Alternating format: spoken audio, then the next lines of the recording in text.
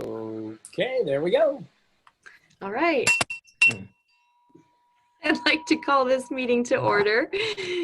Welcome to the Bloomington Rotary Club's weekly celebration of service for August 18th, 2020. I'm your current president, Ashley Sullivan. Thank you so much for being here. Michael, would you please show the flag graphic for 15 seconds of respectful silence?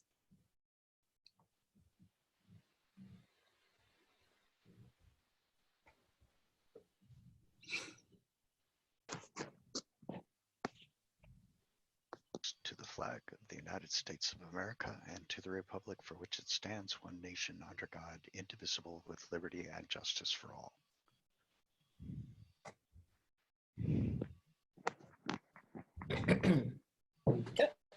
Okay, I'd like to introduce Jim Bright, who will be offering our reflection to honor the life and legacy of Judy Bush, past district governor, distinguished Rotarian, and change maker.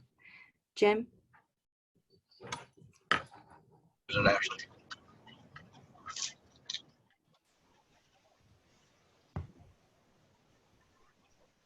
Jim, you're muted. Thank you, Ashley. In 2001, as the new president of Attica Consolidated Schools here in Indiana, Judy was invited to give the talk at the local Attica Williamsport Rotary Club. After her talk, a member came up and asked Judy to join Rotary, and Judy thought about it for a few seconds and accepted. Judy quickly came to think that Rotary was, in her words, one of the most worthwhile organizations for doing good in the entire world. 10 years in the Attica Williamsport Club, Judy served twice as club president and in a number of district leadership roles. In 2011, after 46 years in education, in jobs ranging from math teacher to superintendent, Judy chose to retire and together with her husband, John, moved to Heltonville to be closer to their daughter, and they joined Bedford Rotary. Now, with her experience and enthusiasm, Judy became an important part of the Bedford Club, serving as club secretary and contributing a weekly article about her club's activities to the Times-Mail newspaper. Well, Judy especially loved Rotary's youth programs, and at Bedford, she led Bedford's Rotary Youth Exchange Program and later led our district's exchange program too, working with students going to other countries for a year or coming here for a year to experience life in America. In 2017-18, Judy was our district governor, serving 35 clubs in Southern Indiana. She worked with Northern and Central Indiana to put together an all Indiana Rotary multi-district conference in Indianapolis, that was the first time that all three districts had come together for a district conference since 1938. Sadly, Judy's efforts were interrupted by major surgery to remove a tumor that proved to be cancerous. She bounced back in time to enjoy the wonderful conference. Some thoughts about Judy. Judy never met a Rotarian she didn't like. She never had a bad day. Some days were just better than others. I will miss her optimistic spirit. Unless Judy had another Rotary commitment, she never missed a weekly meeting. You never know when somebody might need you, she said. I will miss her commitment and her compassion. Judy loved Rotary district conferences because they provided wonderful opportunities to see old friends and to make new friends, Rotarians on top of that, and to pick up fresh ideas on how to make your club more vibrant and how to make yourself a better Rotarian. I'll miss her smile and her creativity. Now, Judy was a multi-level Paul Harris Fellow and major donor. And she considered the Rotary Foundation the fuel that powers Rotary's many good works in our communities and across the globe. I will miss her dedication to sharing. Now, Judy considered Bloomington Rotary a special club, and she joined Rotary International President Ian Risley of Melbourne, Australia, and her own Bloomington Rotary President Mike Baker in speaking at our 100 Years of Rotary in Bloomington celebration on May the 10th, 2018. By the way, that photo in the upper left shows Judy with her husband, John, and with 2017-18 President Mike Baker. No one enjoyed her sending Judy. Now, Judy was a volunteer and current board member of Teachers Warehouse. Undoubtedly, we will miss her thoughtfulness and her willingness to roll up her sleeves for a good cause.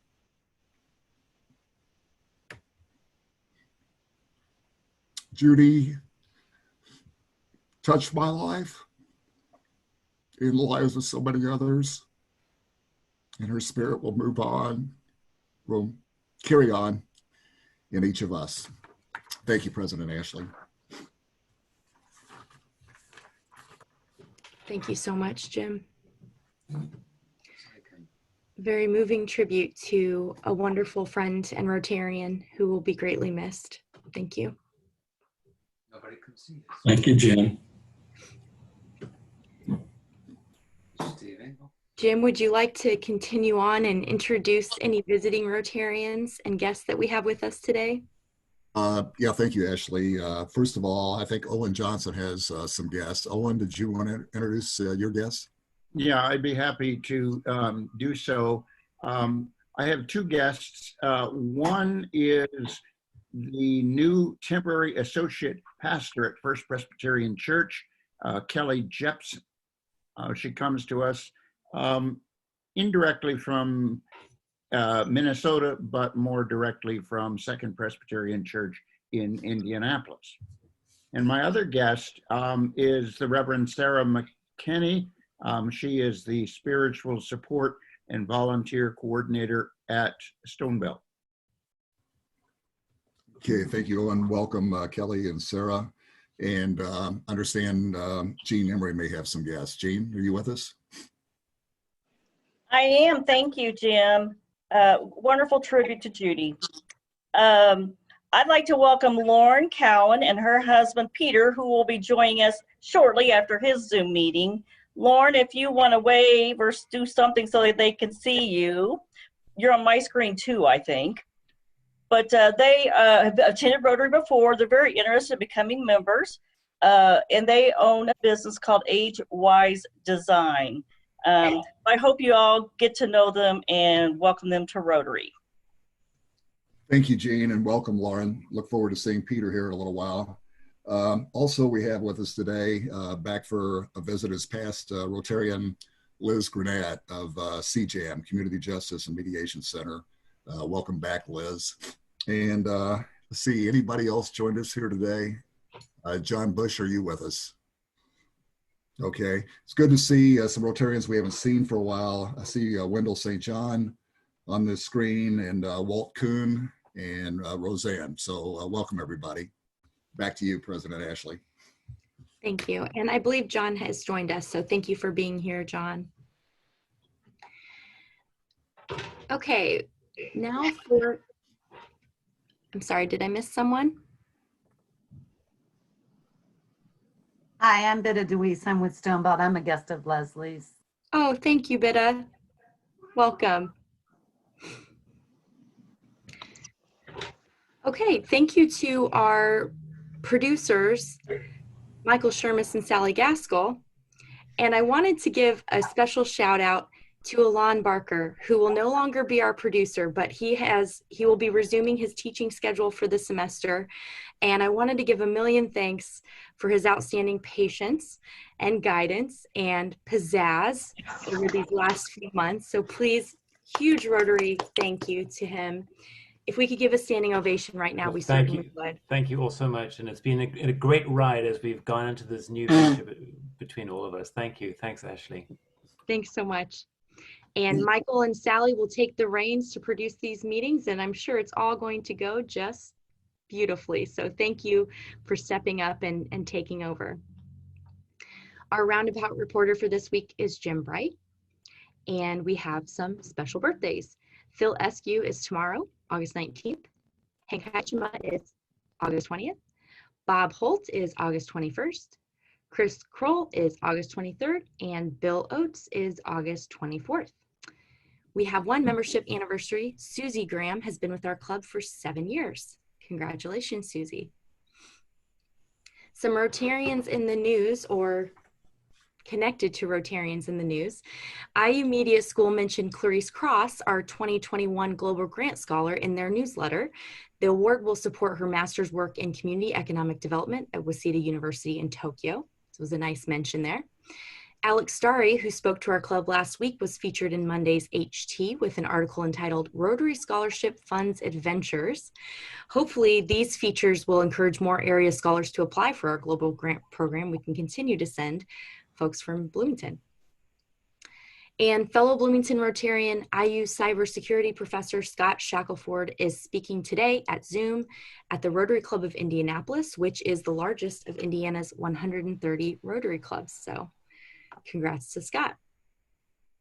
All right, a few announcements for anyone interested. The Bloomington Hospital Site Redevelopment Project has an online survey if you'd like to give input on the proposed planning principles and frameworks for the site.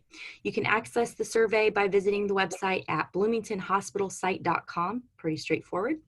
You can take the survey till September 1st. Speaking of surveys, thank you to everyone who completed the survey regarding the pledge. The results are being discussed at this week's board meeting and will be shared with all of you next week. Our first Rotary social gathering is next Thursday, August 27th at Cars Farm Park Shelter number 9 from 5:30 to 7:30.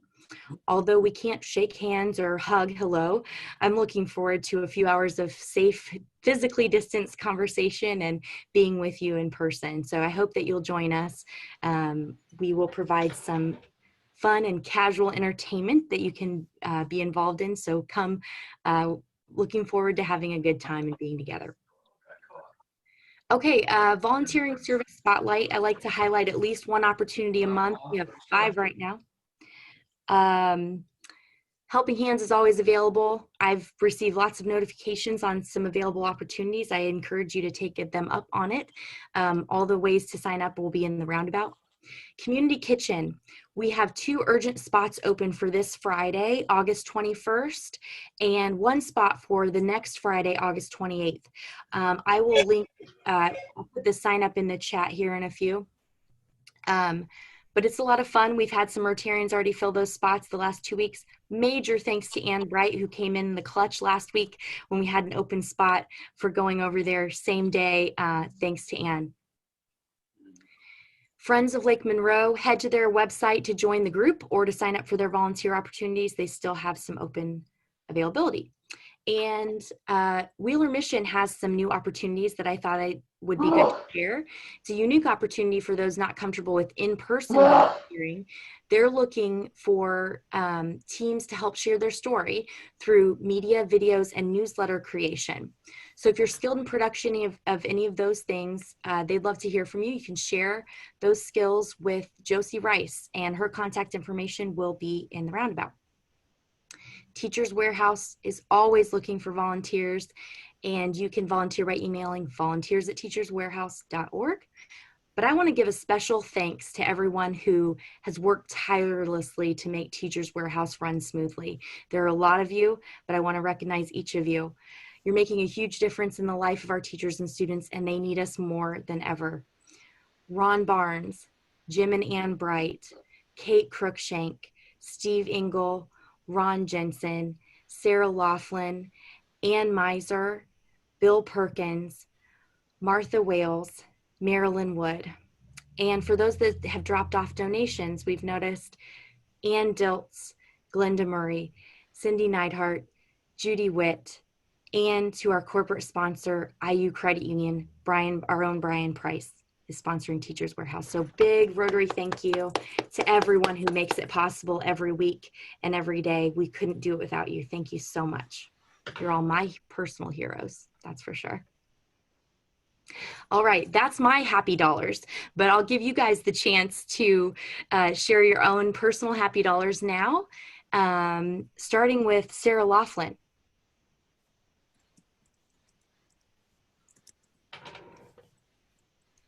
Sarah? You could see I was happy. Um, as you know, I've been involved with the Rotary Toast since the beginning. And this year will be our 6th annual Rotary Toast. In January, we chose a recipient, Bob Hamill, and he chose a charity to benefit the Hoosier Hills Food Bank, all before the pandemic. And then the committee asked, should we postpone it from our November 6th date? Should we just cancel until next year? And we decided, like good Rotarians, we can't wait. We have to take action. We want to honor Bob, and the food bank desperately needs our help now more than ever before. Yeah. So we're planning an elegant online toast. Food Bank Director Julio Alonso recently let us know why he wasn't able to attend our meeting. And he wrote to me, food distribution is £1 million ahead of last year, up 34%. Our warehouse is a madhouse of more food than we've ever had on hand before, and more food coming in and going out than ever before. In addition to our agency work and mobile pantries, we've taken on a bi-weekly Friday distribution where we're serving 1,000 households in 5 hours.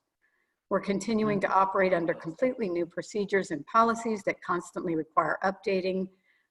We've lost most of our regular volunteers, and we're dealing every day with some kind of new COVID-related safety or policy challenge. We have a staff of 14 and as many National Guard troops to manage and keep safe. So that's just a little view into what it's like working at the food bank in this time. I hope you'll join us on November 6th. You'll enjoy a beautiful charcuterie board while you're watching a high quality online experience, and the proceeds will benefit the food bank in their time of greatest need. To sponsor or to buy an individual ticket, all you have to do is visit rotarytoast.com. So it's not .org, it's .com, rotarytoast.com. So hope to see you there. We'll all be elegantly dressed, toasting with our glass of wine and eating our wonderful hors d'oeuvres online. So don't miss it. Thank you. Who's next to share a happy dollar with us today? I have some happy dollars. I would like, actually, Artie and I would like to contribute $5 for our grandson who is going to Israel, living there for a year and playing professional basketball with an Israeli team. We are so proud of him that he was accepted and did this all on his own. We will miss him terribly, but just so excited that he is doing this really exciting, adventurous thing, and it's a great time to do it. And we just wish him well and just to enjoy. So we're going to donate $5 for that, and I also would like to donate for on behalf of myself, that my knee is healing. It's now 8 weeks out, and I'm walking on my own, no cane, whatever, and still in physical therapy, but I'm getting there, and I want to contribute $5 for that. Thanks so much, Rosie. I'd like to contribute $10 in honor of my former student, Kelly Zabel, from Noblesville. I saw a picture of her son on Facebook with a nice face mask, and I asked her where she got it, and she said, well, she had made it and she could make one for me too. So she's sending me 2 of them, one with Michigan decoration, one with IU decoration. It's wonderful how former students stay in touch.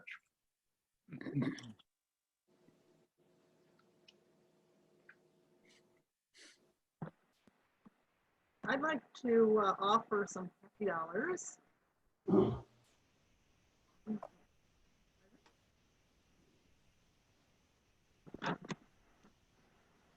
I have happy dollars. I don't know if Go ahead, Martha. Oh, okay, thanks. I just wanted to note that today is the 100th anniversary of women's suffrage in the United States. and in my grandmother's lifetime, which is pretty amazing. And it was a step towards democracy that we all aspire to. Not a final or complete one, but a big step. Hear, hear. Ashley? Yes. Charlotte, okay. Go ahead, John. Okay, I never get through. Charlotte, you're next. Okay. No? Yeah, I want to second Martha's happy dollars. I would like to give 10 happy dollars, which this is a huge thing. My mother-in-law actually marched in votes for women in Ohio, which was a big center of support for suffrage. And without that, where would we be? It's the best thing that happened to this country, one of the best. We have to continue to build on it. Because votes for women mean votes for women. So we need to all vote, as we know. Okay? Thank you so much, Charlotte. Hooray for votes. Just, I just thank everyone. Okay. We hear you, John, loud and clear. Thank you for being here today.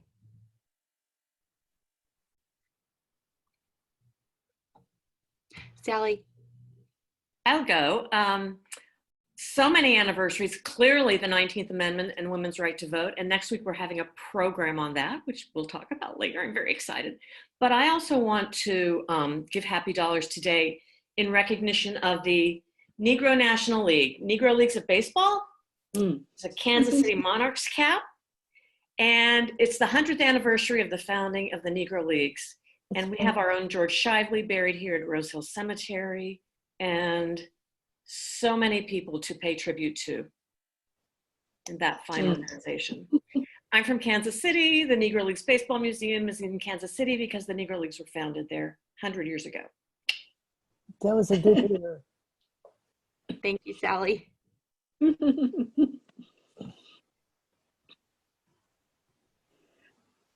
I will jump in with some happy dollars as well. Some for all for Teachers Warehouse for the 100th anniversary of women's right to vote. Thank goodness. It took a long time, but we made it. And our great niece has moved into her college dorm, and we hope things go well, but she's in nursing school at the University of South Carolina in Beaufort. So we're excited. Congratulations.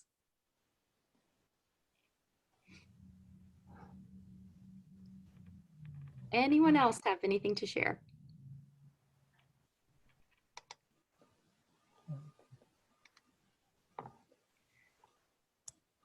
Okay, well, thank you for sharing all of those wonderful updates. We are happy right along with you. And okay, I would like to introduce Leslie Green to introduce our speakers today. Hi, hello everybody. Great to see everybody online. Today I'm bringing you what I think is going to be a really good and inspiring program. This is something we had hoped to do in April, and we had planned it for several months, and then our COVID shut down. We kind of postponed it, and happy that we could bring it back to you online today. I will preface our presentation with the fact that we had a little technical problem with one of our presenters, and I'm hoping that this is going to work out. We did have a practice last evening and everything worked out fine, but of course the technical gremlins are in the air today, and I think we have it worked out for Michael to be able to speak to you in a couple of moments. But let me introduce you to Michael Ely, someone I've known for a number of years. He's very well known to people that are involved in self-advocacy, to people that are involved in disability awareness movement. And he works on behalf of others to get a voice out of what living with a disability is like and what kind of supports are needed for individuals that live with those disabilities.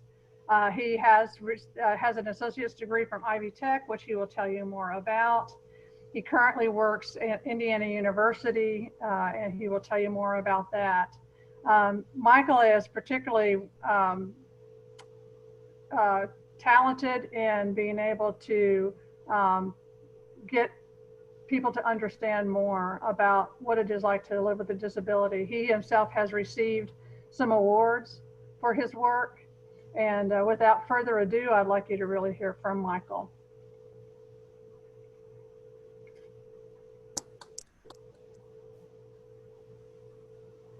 Hi, my name is Michael Lealy. I work at Indiana Institute on Disability and Community. I am going to talk about what it's like living with a disability.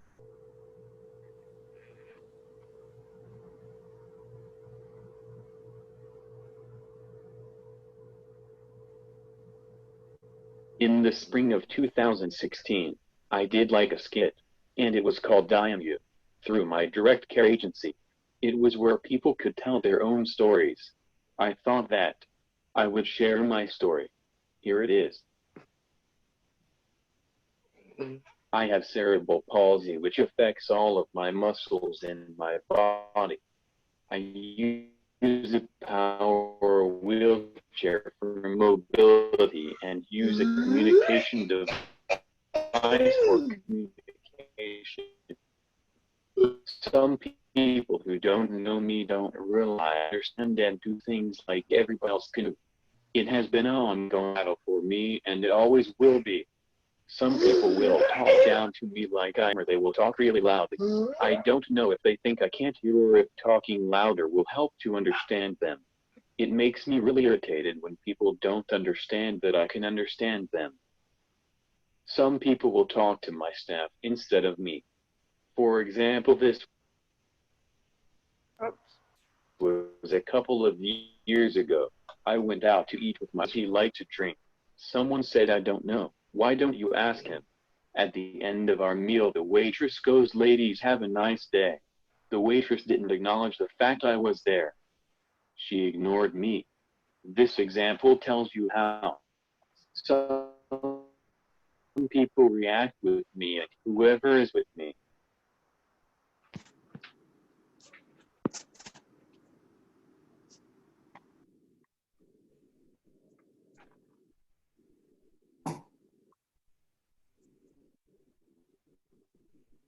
When I was in school, I was always fully included in the general education classrooms. I learned what everyone else did. I graduated from Bloomington North High School in June of 2002 with my diploma. I took a couple of years off from school to decide what I wanted to do. One day I decided to go on to college. I graduated from Ivy Tech Community College in May of 2011. With an associate's degree in computer information systems. My main area of study was web development, like I said before. I work at Indiana Institute on Disability and Community. I finished my second project at my work. They have something else for me to work on. It is my understanding that I will be doing is checking on documents to see if they are accessible.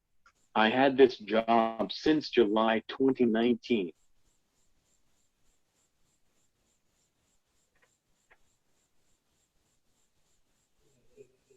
I am also the president of Self Advocates of Monroe County. Plus, I am on the board of directors at Stone Bell to represent Self Advocates. Every 3 months, I have to report to the board what Self Advocates has been up to.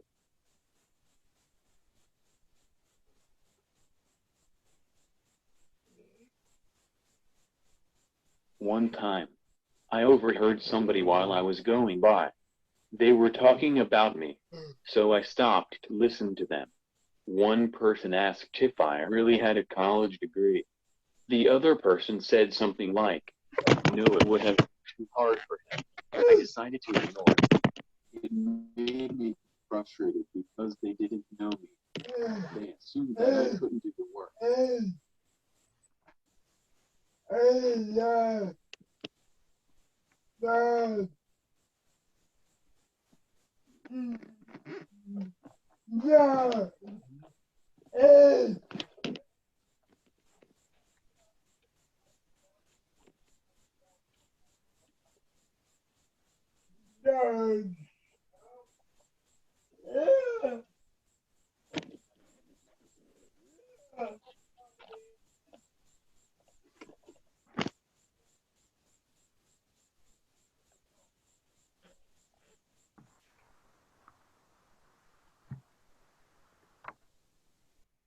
This person who said that, I did not go to college.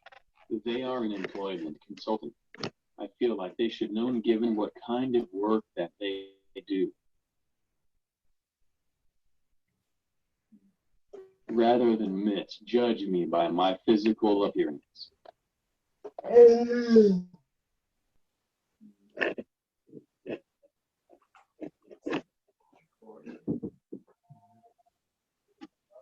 Yeah, okay.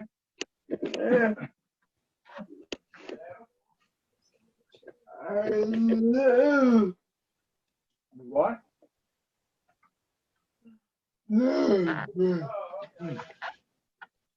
This? Yeah.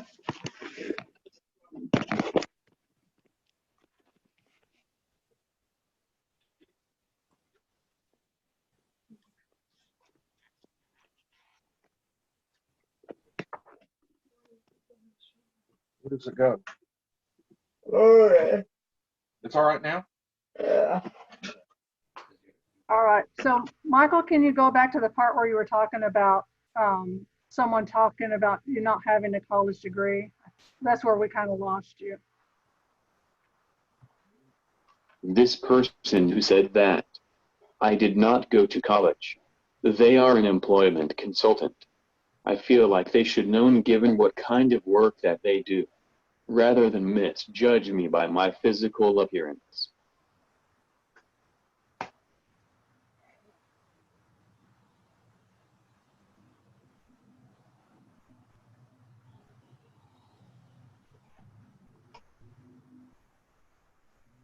From my experiences, I think you can see that just because I have a disability, it doesn't mean that I don't understand what people say to me or about me.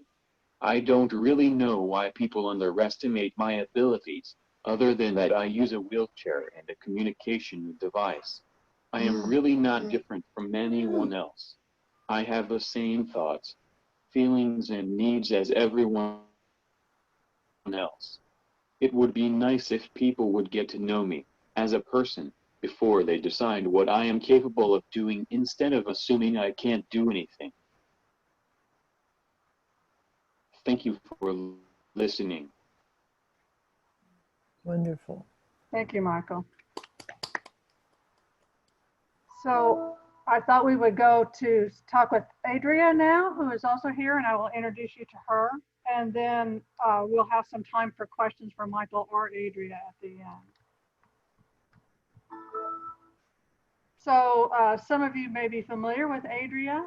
She has she's a local personality, but as a person with autism, cerebral palsy, and a learning disability that makes abstract reasoning and spatial relations difficult, Adria has become an advocate for people with disabilities.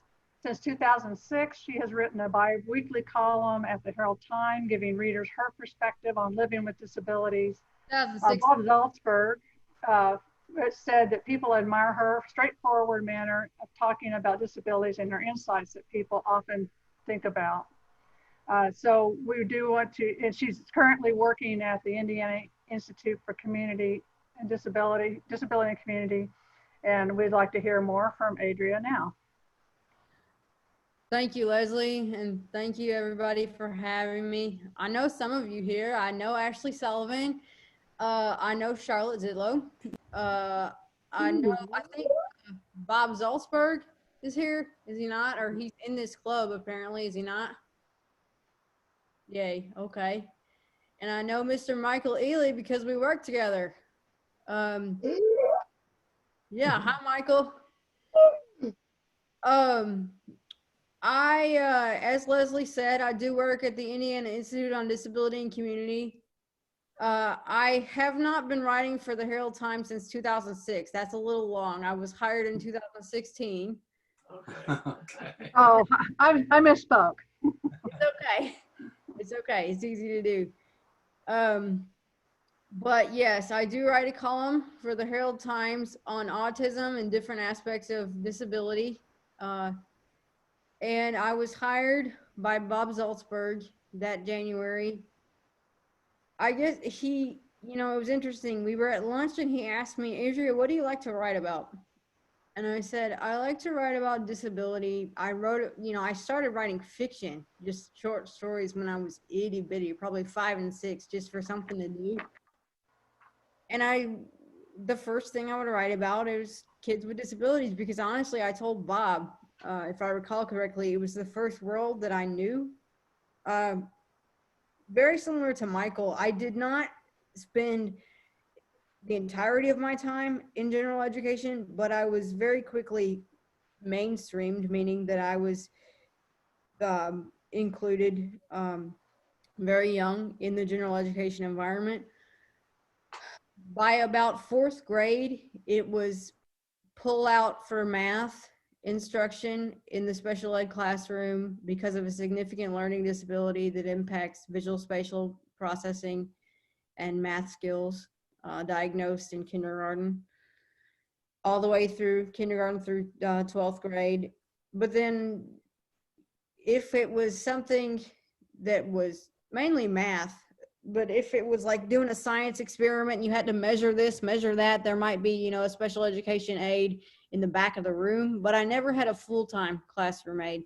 And some kids with disability will through the K through 12 system, but I did not, no. And I was put in special education study hall because I needed more attention, more individualized attention because of the learning disability and a smaller class size, which many kids with learning disability and autism will. The autism, I should say, I never received any school-based services under the label of autism. The autism spectrum disorder was not diagnosed clinically until about age 15, because children with learning disability do have social developmental delay and emotional developmental delay as part of the diagnosis. And that's what I was diagnosed with in kindergarten. But the social developmental delay really didn't begin to really show up until about middle school to high school, when the social environment became more complex. So it was diagnosed maybe sophomore, junior year of high school, we really started to see the autism come into the picture. And it's not to say that my parents were living under a rock or that I was incorrectly diagnosed. It just took a while to really start to see the complexity of the social world, which is sometimes the case. So about me, similar to Michael, I also got a college degree with a lot of support. I went through a small Catholic liberal arts school in Owensboro, Kentucky called Brescia University. Many times people that hear my story, the first thing out of their mouth is your family Catholic? And the answer is no. We chose Brescia University for me because it had a very good program for students with learning and physical disability. And my mother is a pediatrician out of Salem, Indiana, and New Albany is the main campus.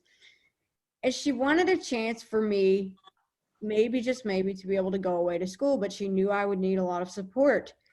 And so this was a small campus of about 750 students and a disability services office, a campus blocked off to cars for a kid with visual spatial processing issues that couldn't get hit by a car.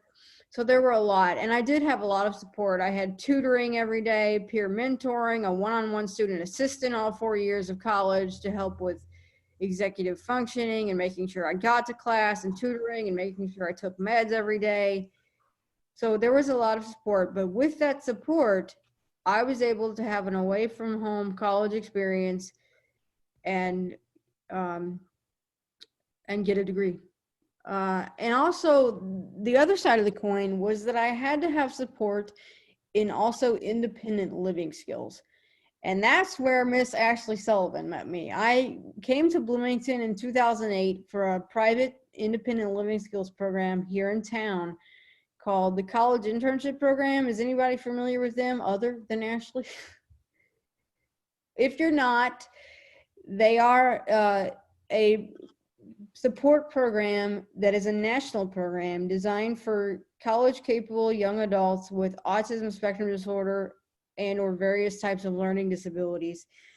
So I had to learn to do things like fold laundry, manage money, develop social relationships with people, and develop the skills to do it. A lot of things. They also helped with academic and study skills, occupational therapy. There was a lot of support for about 3.5 years. I now live here in Bloomington full-time in an apartment with the help of a service dog. When you talk about accommodations, that's a big one. Some of you may see me and Lucy because we're out all the time. A lot of people in town also know Lucy.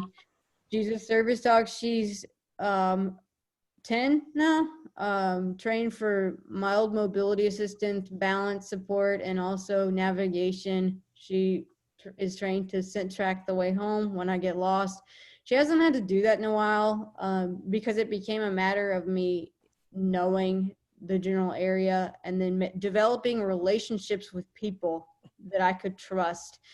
One thing that's often difficult for young people with autism and disability period is knowing who among your peer group is well-intentioned and truly cares for you and who may masquerade as well-intentioned but have other agenda. And so part of the social skills therapy that I got as a young adult was to develop those skills and thereby go out in the greater community and be able to develop worthwhile and meaningful relationships with people. So does Lucy have to do things like navigational assistance anymore? Not so much. More so it's balance and stability stuff, but she's really made a difference in my life and she's helped my social circle grow like about this big. It's awesome. Accommodations, when I think of them, I mean, there was always the use of a calculator for math all through school, private tutoring, summer school every summer. I also have a college student that is hired one-on-one through a direct care agency to work on independent living skills and social skills throughout the week. Those can be areas of challenge for young people with disabilities, but especially the social skills can be very challenging for young people with autism. So we'll go out and we'll like get dinner, we'll get coffee, we'll see a movie, things like that. I think when I look at my goals long-term, I like to be very involved in the community. I keep a very busy calendar. I right now serve on the board of directors for the Monroe County Autism Foundation. I have also served on the board of directors for Life Designs Incorporated in the past, which is a similar to Stonebelt. It's a direct care agency for children, teens, and young adults with intellectual and developmental disability.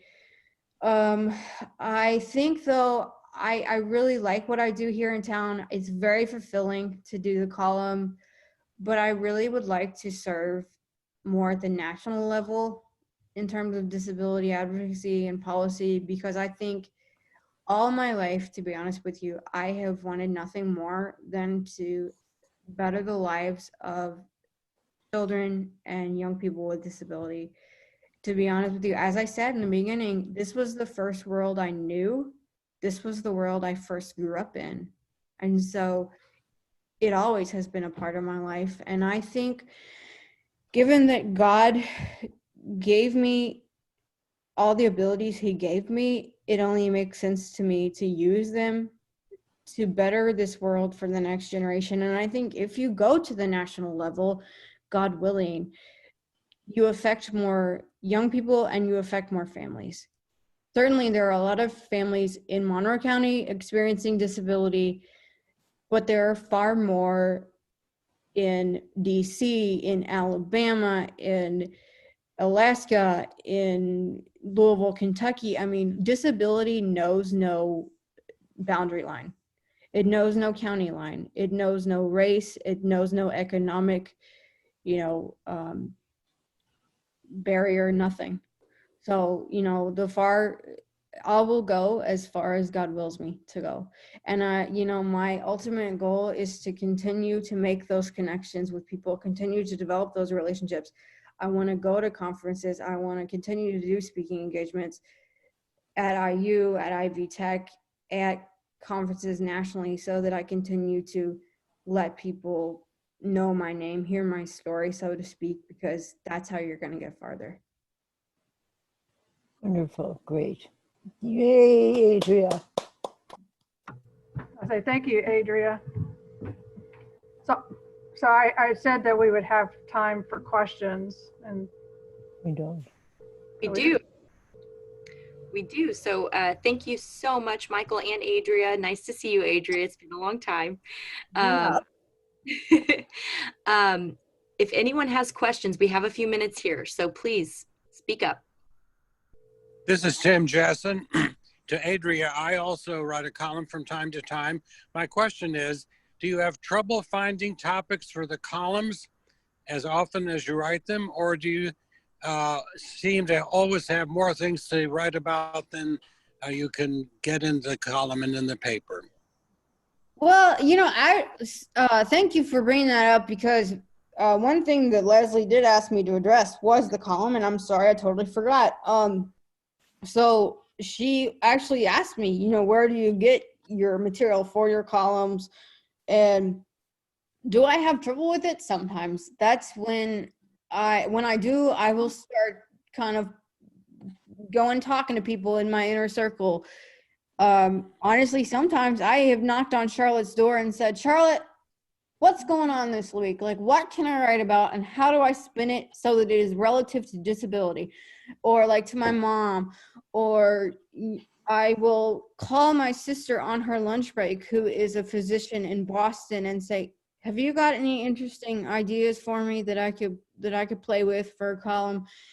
But usually I pay very close attention to the national news. I read a lot. I read a lot of, I read the newspaper.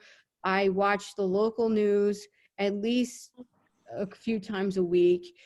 I tend to read things like Time Magazine, the New Yorker, national news magazines, as well as I pay attention to disability policy a lot. I pay attention to families and what is going on that experience disability and what is going on in their life. I pay attention to, for goodness sake, national companies that cater to individuals with disabilities and their families. For example, well, even retailers that cater to the average American family. Target has now gotten a line of wheelchair accessible Disney costumes.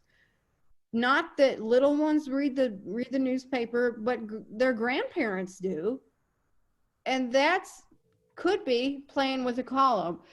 Also, what's going on nationally in our country right now?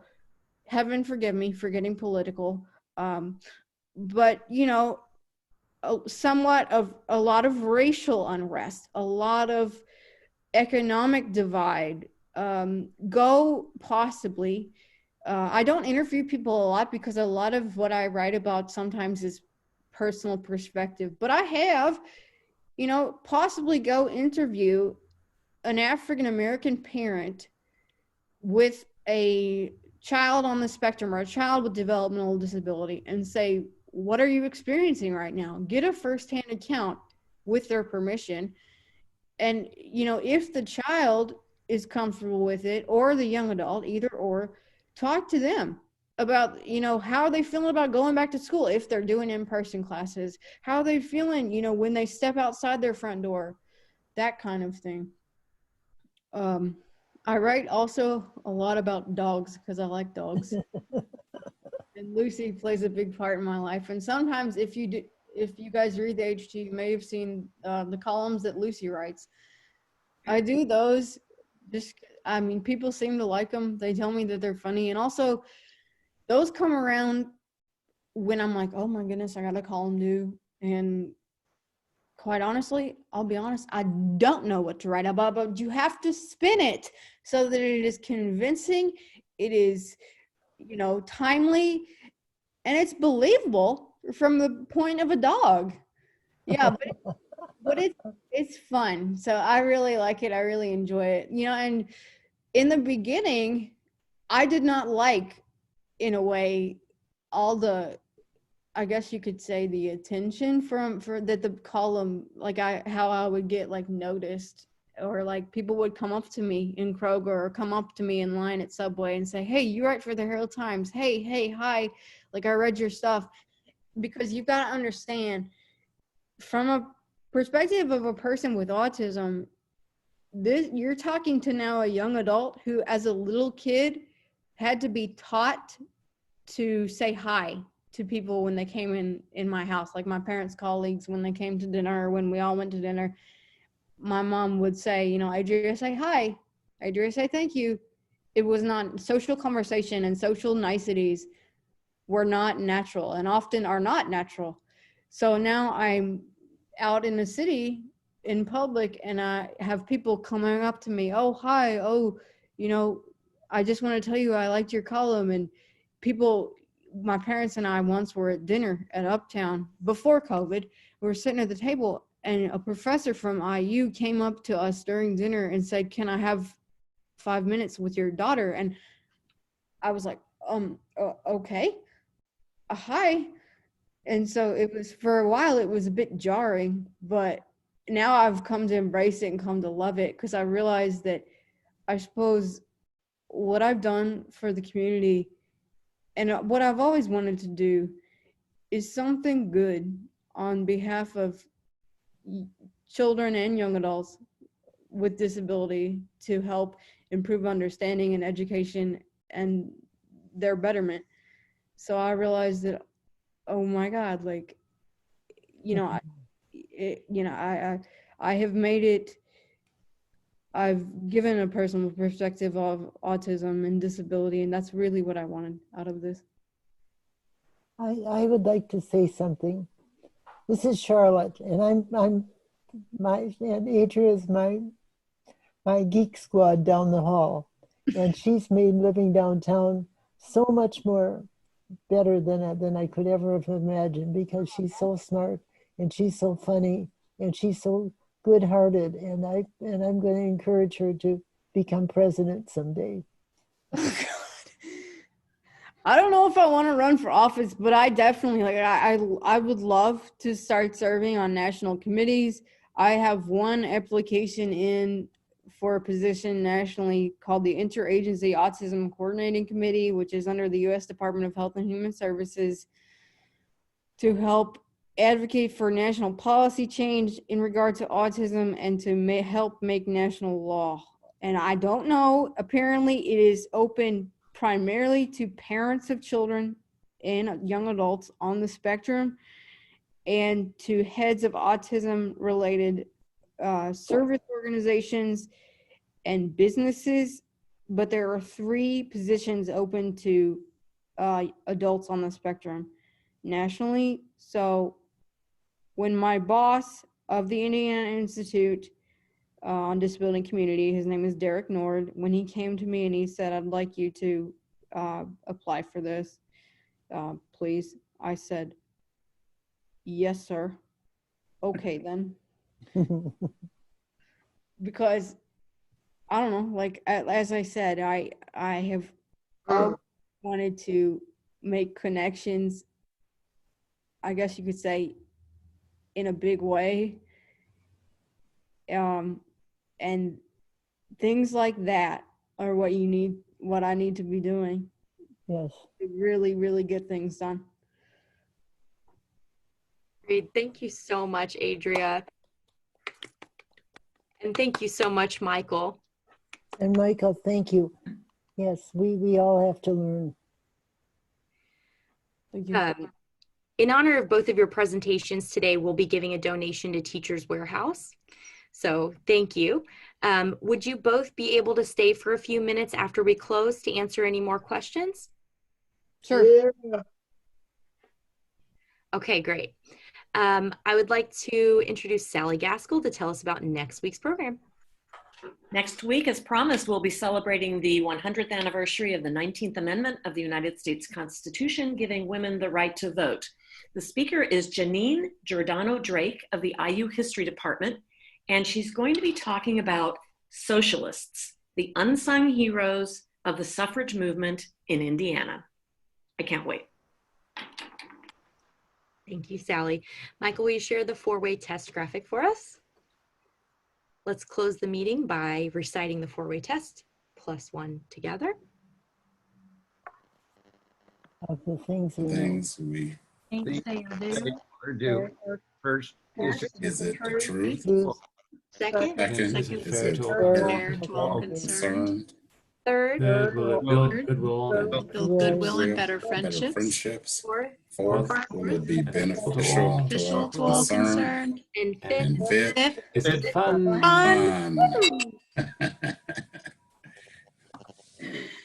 Thank you. That concludes our meeting today, and we will open up for a few minutes of extra questions for Adrian. Michael, I have a question for you. Yes, I understand that you've done some work at the IU School of Education. Can you tell us a little bit about what that is?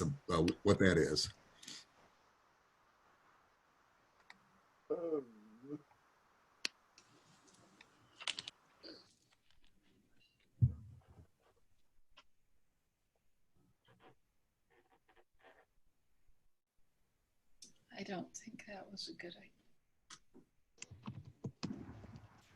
Is he still there? Yeah.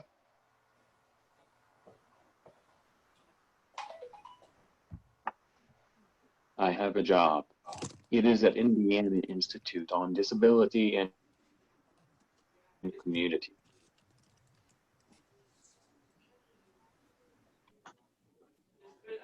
So the job is at the institute. I don't know about the education part.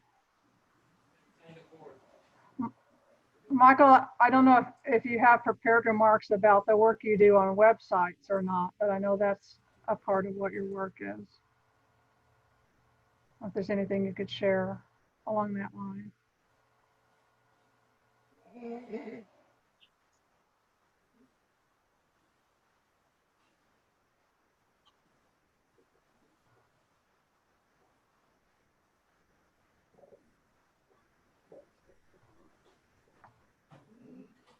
I designed Self-Advocates of Monroe County website.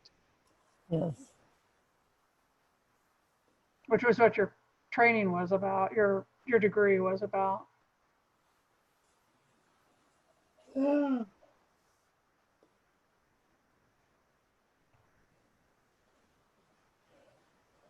And Michael, it's been a, if I might add for you so everyone knows, you continued working throughout this entire pandemic.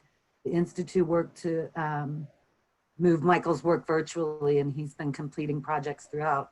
Wonderful. What do the advocates do?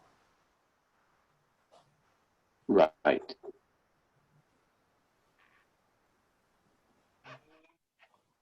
What do the self-advocates do? Yes. That's the question for Michael. Yes, that's a question for Michael.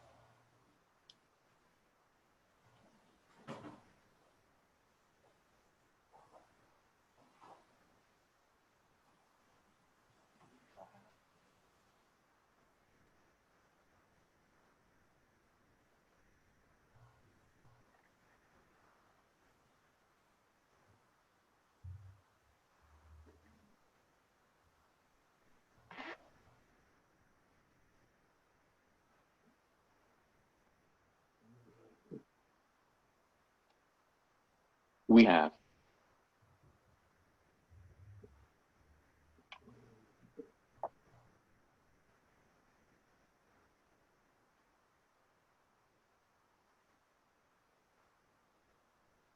A lot of.